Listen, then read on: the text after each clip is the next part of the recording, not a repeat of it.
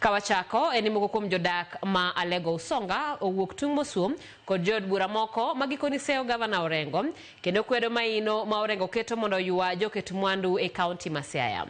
Gikoni machiegni ni jaod bura ma Alego Usonga Samwel Atandi osebedo ka kwedo kenge ma Orengo keto ka gichiwo ranyisi kod weche mosebedo kaluoro bad mbalariany ma Ramogi University of Science and Technology manitiere e boma ma Siaya. Kotene kod jakom kotene kod Joram Nyanga kod Francis Oduor Amolo gikwayo jod bura margi mondo kik donjre e tije gavana kokalo kuom Siaya Jopiny.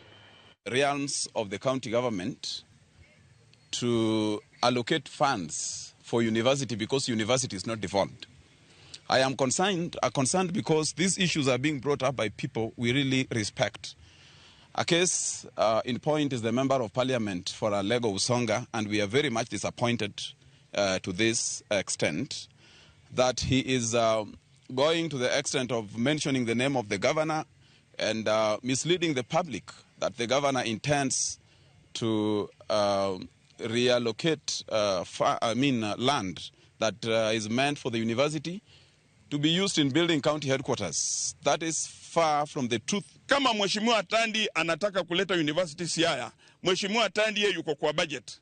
Na hapo nyuma ATC tuko na prison. Hakuna kitu prison inafanya katikati ya town.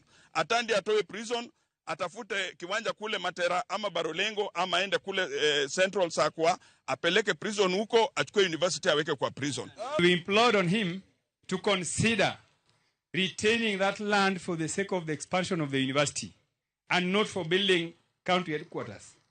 But it seems the governor is not listening. I want to remind him today that according to the interests of the people of Alego Usonga, we would rather have the university in that land rather than the offices of the county government of Siaya.